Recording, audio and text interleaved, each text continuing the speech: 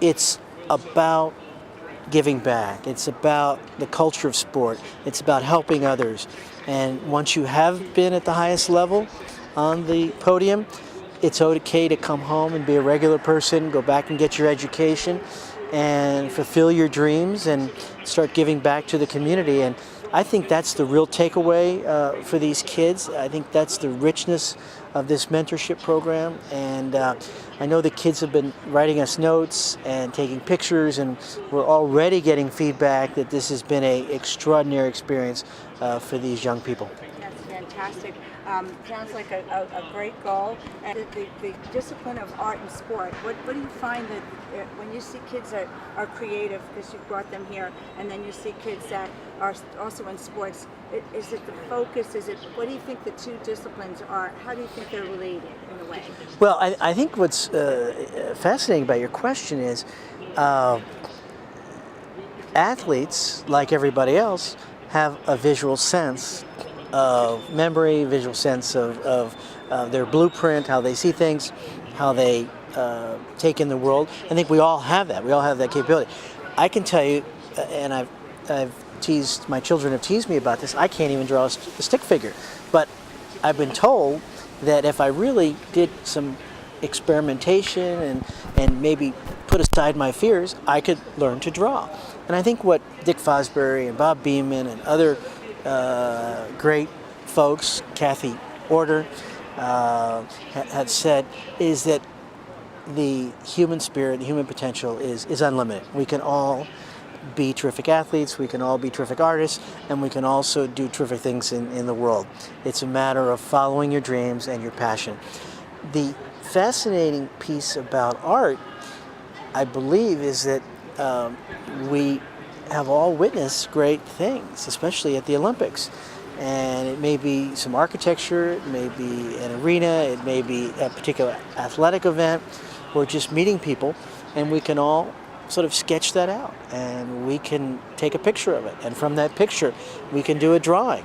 And I think the more you experience the richness in the culture of sport, the more you can put that into a visual sense. The other night we had a little display, interactive display, where people were going up and drawing on this 3D board, and a lot of people were joking that they had no background in art, and yet they were getting up and they were doing these really creative things. So I think it's all there. The DNA is all there in all of us. It's just a matter of having confidence and believing that we can do it. Definitely. Is there anything else you want to add? Because your answers have been so fabulous that all we have to do is have you talk and put the pictures over it. Is there anything else you want to add? Well, I think we're really blessed. Global Sports Development has been around 20 years. We do programs, about 39, 40 programs all over the world. Some where we go and raise money and get sponsors, and some that we are very hands-on. This is the one that is our anchor program. It's the Playmakers program, where we actually meet with the kids a year in advance. We interview them, we meet their parents. Sometimes that's difficult. Some parents may be incarcerated or have a drug problem, but we try and work with the kids to prepare them, give them reading material about ethics and clean sport, about gender equity, things around Title IX, how we've been embracing the different cultural diversity in sport. So we prepare them, we have them write essays, we interview them, and then we prepare them to get their passports. 100% of these kids have never been on an airplane, 100% of these kids have never applied for a passport, and probably 99.9% have never been out of their small city block. So these are kids who are very blessed, and I think are very appreciative of being able to leave and come to a foreign country and not only take in athletics, but take in the culture and meet people in the street who have different accents, and go to a store and ask for something and may not know exactly what it is. Come to an art gallery, come to a beautiful university. We hope they will be inspired. In the last 10 years that we've done this program, we do a follow-up, and in a year from now, we have a luncheon, and in the past, at the luncheon, to our wonderful surprise, not only do the kids come, but they bring their parents, they bring their coaches, they bring their grandparents, and significant people in their life. And they all come up and they thank us and they tell us how this has been a game changer, how coming to the games and experience this whole spectrum of culture and sport has been a total game changer. Kids decide to go off to college, they decide to take a different path, not get in trouble, change their friends, and get with peers who are more supportive and not going down a dark road. So we feel very blessed that this is a program that can have a very powerful impact. So we're glad to be here and glad to partner with Art of the Olympians and the International Olympic Committee, who's really embraced us.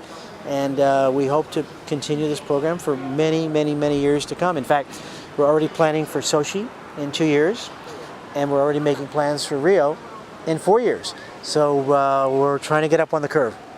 Great. And it's like, do you find that having the focus of putting the positive images around the kids and psychologically the effects, do you think that there's a correlation between that? Something to do with psychology? Yeah, indeed. I mean, I'm a professional psychologist. I trained over 35 years ago with a doctorate in psychology and postdoc in research, and then moved into the sports medicine field, and was asked to serve on the U.S. Olympic Committee, which was a huge honor back in the 80s because they weren't doing it then. Everybody else was, but our Olympic Committee was a little behind the curve. Now I think we're doing a great job. And then the last 12 years, 15 years with the International Olympic Committee, working in education and ethics. So my professional work as a psychologist and the anti-doping has certainly played an important part for me in understanding kids and understanding the role of mentorship. But I think in addition, as I've grown up and developed in my professional career, I've also looked back to my mentors and the people that I studied with, and some of my scholars and athlete friends who have been very good to me, and realized that it's time to give back. And we should all, no matter where we are, at what stage of life, at what age, there's always room to give back. And I was just telling our students that I hope the takeaway message from a Dick Fosbury, from a Bob Beamon, from a Kathy Order, from an Olympic Committee member, is you can go back to your community at 15 or 17 or 35 or 50 and give back and volunteer your time at a Boys and Girls Club, volunteer with a YMCA, volunteer with an art program, and give of your time. It's very rewarding, and it's something that will come back to you in great measures. So I know that's a lesson that's been great for me. I'm glad to see these kids are understanding that. That's perfect. Thank you so much. My pleasure.